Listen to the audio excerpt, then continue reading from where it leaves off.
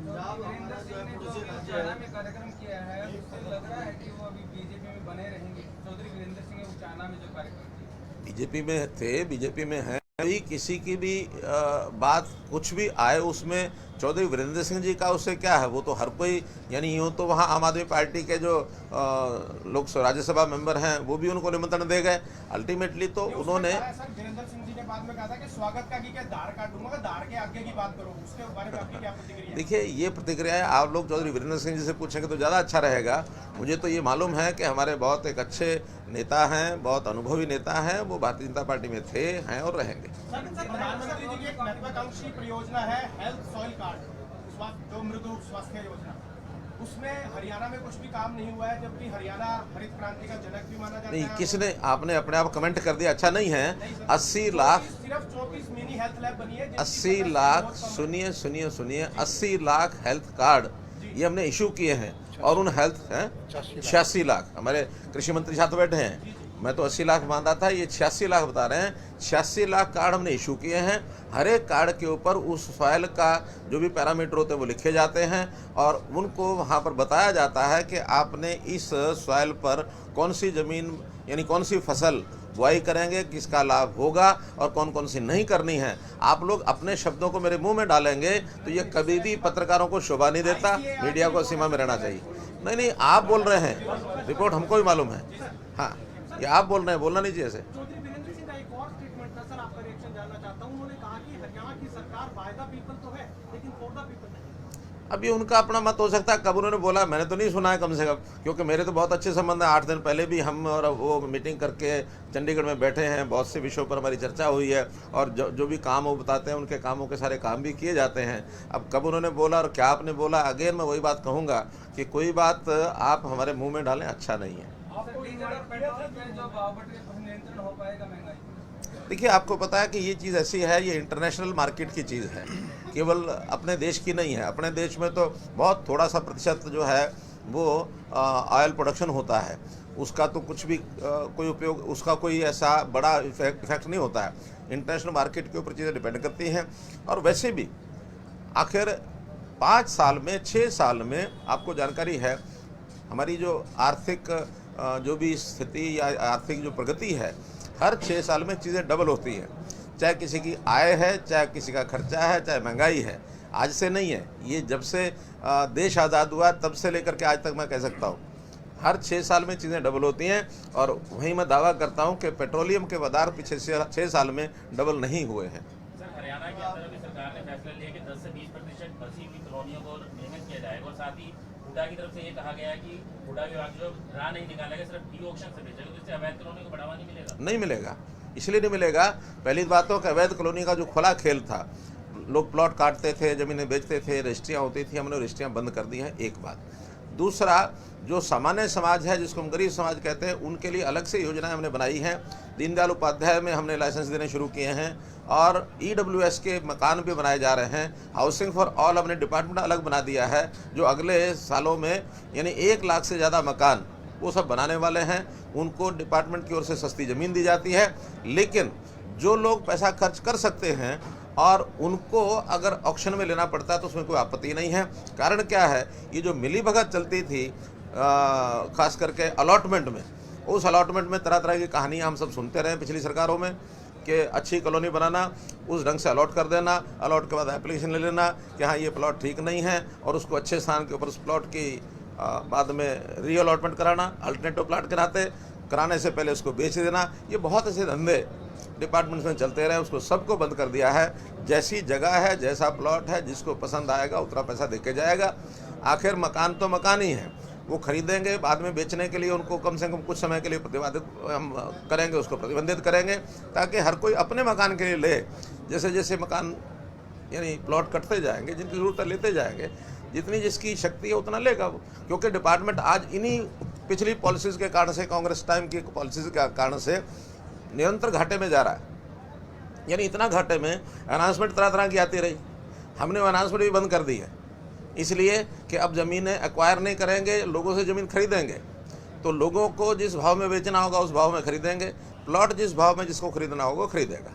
गरीब आदमी की सहायता करने के लिए हमारी योजनाएं अलग हैं, वो HSCP नहीं है उसमें। विधायकों का मुद्दा जो है गरमाता जा रहा है। विधायकों की जो मल्टीपल पेंशन का मामला है, पंजाब के बाद फैसले के बाद हरियाणा में भी चर्चा लगातार। आपको पता नहीं एक जानकारी है कि नहीं है, 3 साल से पहले हमने भी विधायकों की जो पेंशन है उसको रेगुलराइज किया था।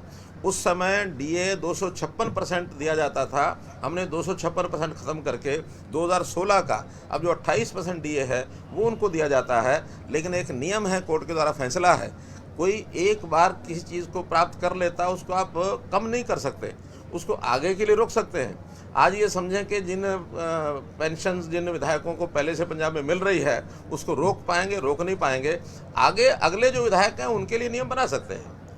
इसके बाद बढ़ना तो शायद बंद हो जाएगा, लेकिन पिछला कोई ख़त्म हो जाएगा ऐसा नहीं है। हमने भी ये काम 2.5 साल पहले कर दिया है कि उनकी सारी 250% की जो DA है वो बंद कर दिया, और अब सिर्फ 20% या 28% जो भी DA की किस्त इस समय है वही उनको मिलेगी, उससे ज़्यादा नहीं मिलेगी।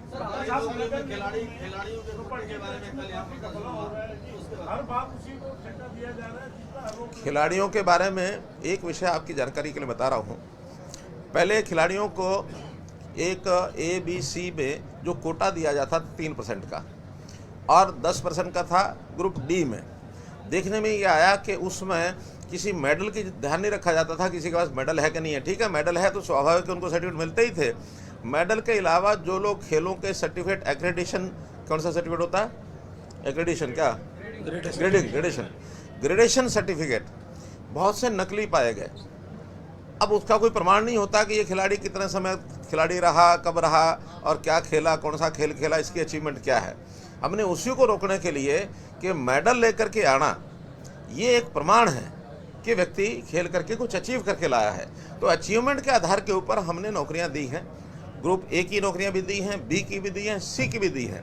D में चूँकि मेडल की ज़रूरत नहीं होती, वो हमने वही पुराने समय के हिसाब से 10% उनको आरक्षण जारी रखा है। लेकिन D में भी ये बहुत बड़ी शिकायतें हमको, और ये सर्टिफिकेट जो लेने वाले हैं ग्रेडेशन सर्टिफिकेट, इसकी शिकायतें मिली हैं, बल्कि कुछ लोगों को तो डिसमिस भी किया है।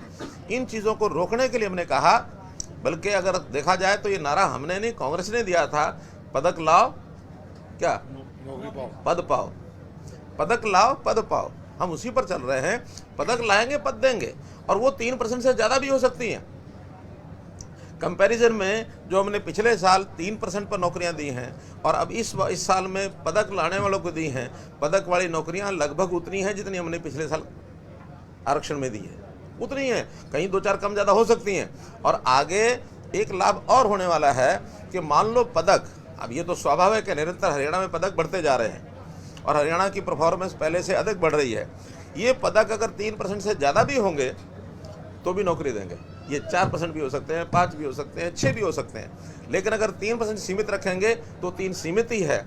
शोर वही मचा रहे हैं जो पदक नहीं लेके आ रहे, केवल ग्रेडेशन सर्टिफिकेट के आधार पर नौकरियां चाहते हैं। ग्रेडेशन सर्टिफिकेट की बजाय पदक वो एक हमारे लिए जिसको कहना चाहिए प्रमाण है कि वो खेल करके अचीवमेंट करके आया है। नगर निगम के बारे में बताइए जनाब,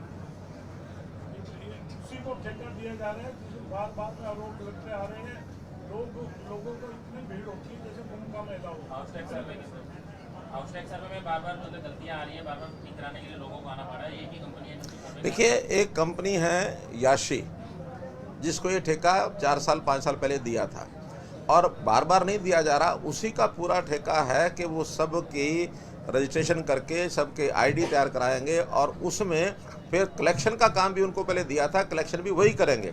लेकिन कुछ जो गलतियां मिली हैं, कमियां मिली हैं, उस डिस्क्रिपेंसी के कारण से हमने कलेक्शन का काम तो उनका बंद करा दिया कि कलेक्शन तो अब अपने तरीके से हम करवाएंगे। लेकिन चूँकि पूरा एक ठेका दिया हुआ है उनकी काउंटिंग का, उनकी रिकॉग्निशन का, उनका आइडेंटिफिकेशन का, उनका जा रहे हैं, वहाँ ख़त्म कर रहे हैं। जो उसमें कमियां हैं वो उन्हीं को बता रहे हैं कि वो ठीक करें। एक समय सीमा के अंदर अगर ठीक नहीं कर पाएंगे तो उस शहर का ख़त्म करके ठेका, जो कमियां होंगी वो फाइन उसके ऊपर करेंगे, उतना पैसा काट लेंगे, फिर दूसरे से कराएंगे। लेकिन ये चीज़ लंबे समय तक उनकी जो भी कुछ गड़बड़ है इसको सहन नहीं किया जाएगा। उनकी ऑनलाइन से दिक्कत हो रही है, वो कह रहे हैं कि हमारे यहाँ एडमिशन लिया जाए सस्ते रेटों में और उनकी पढ़ाई की जाए, इसी के माध्यम से उन्होंने कॉलेजेस को ज़्यादा खोला जाए। आज हमने हर एक ज़िले में सरकारी मेडिकल कॉलेज हो, इस नाते से पिछले 6 साल से प्रयत्न करते करते ये साल हमारा बजट कैसा गया है कि 22 के 22 ज़िलों में अब मेडिकल कॉलेज हमारे घोषित हो गए हैं। 4 तो इस बार ही हमने किए हैं, जिसमें पलवल है, जिसमें पंचकुला है, जिसमें फतेहाबाद है और जिसमें दादरी है। 4 मेडिकल कॉलेज इस बार घोषित किए हैं। अब कोई भी जिला ऐसा नहीं रहेगा जिसमें मेडिकल कॉलेज नहीं होगा। और हरियाणा के हिसाब से 2500 से 3000 बच्चे MBBS में एडमिशन होंगे और ये हमारे हरियाणा के लिए पर्याप्त है, कम नहीं है। क्योंकि सरकारी मेडिकल कॉलेज में एक कंडीशन उन पर लगाई जाती है कि उनको 6 साल तक या 7 साल तक स्टेट में, हरियाणा स्टेट में ही सरकारी नौकरी ही करनी पड़ेगी, ये उनसे बॉन्ड लिया जाता है। जब इतने विद्यार्थी MBBS करेंगे या उसमें से कुछ MD करेंगे तो हरियाणा के लिए हमारे लिए पर्याप्त हैं।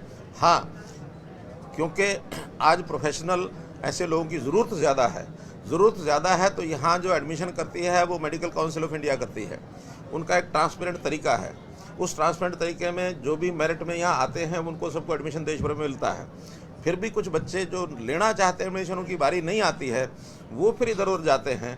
और ऐसे ही ये 20,000 बच्चे जो हैं ये यूक्रेन में जाकर के एडमिशन लिया, वहाँ उस मेरिट का कोई ध्यान नहीं रखते, वो तो केवल पैसा लेकर के अपना एडमिशन उनको देते हैं।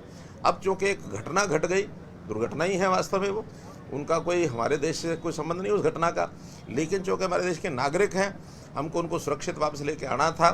सब सुरक्षित वापस लौट आए हैं, किसी की कोई समस्या नहीं है। एक कर्नाटक के एक विद्यार्थी की डेथ हुई थी, एक को गोली लगी है, शायद वो पंजाब का है कहाँ का, लेकिन मोर और लेस जिसको कहना चाहिए 20,000 लोगों को वापस सुरक्षित लाया गया है।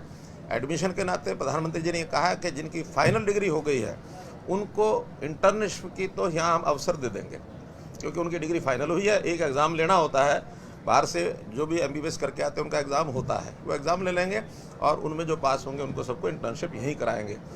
जहाँ तक छोटी जो कम यानी first year, second year, third year के जो स्टूडेंट हैं उनको ऑनलाइन वहाँ के मेडिकल कॉलेजेस ने और उनको पढ़ाई शुरू कर दी है। काफ़ी बच्चों ने लेना शुरू कर दिया है।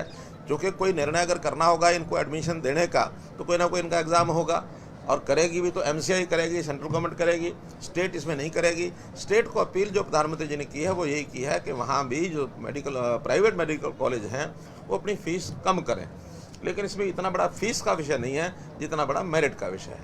सर, हाल ही में कैग की रिपोर्ट आई, उसमें जो चुनाव थे नगर निकाय के, उसके डिले को लेके उन्होंने कहा था सरकार का पॉइंट क्या है सर? यहाँ भी 51 नगर पालिका नगर परिषद जो चुनाव हो रहे हैं, पंचायत चुनाव भी डिले हो रहा है। देखिए, निकाय के चुनाव तो अब कभी भी हो सकते हैं। पिछले 1.5 महीने 2 महीने पहले उनका टाइम ख़त्म हुआ है, लेकिन चूँकि किसान आंदोलन चल रहा था, कुछ विषय से चल रहे थे, इसमें से चुनाव आयोग ने जो हमको रिपोर्ट दी भी कुछ समय उनको और चाहिए। अब जैसे ही फसल का ये सीज़न समाप्त होता है, बहुत जल्दी चुनाव आयोग जो है कोई ना कोई डेट देगी और उसमें ये हो जाएगा। जहाँ तक पंचायत का चुनाव है उसमें हमने एक एक्ट बनाया था 50% रिप्रेजेंटेशन फॉर वुमेन, वो किसी ने चैलेंज किया। हालांकि पहले 33% रिजर्वेशन है, 42% रिप्रेजेंटेशन पहले हो गया था, हम 42 को 50 करना चाह रहे हैं, लेकिन किसी ने चैलेंज किया, कोर्ट ने फैसला नहीं किया। और मुझे लगता है अभी 29 तारीख है इस केस में, आज 27 हो गई, परसों केस की सुनवाई है। मुझे लगता है ये फैसला परसों तक हो जाना चाहिए और बहुत जल्दी पंचायतों को चुनाव होंगे। अब पंजाब वाले से पूछे ज़्यादा अच्छा है, हमारी बहुत अच्छी है।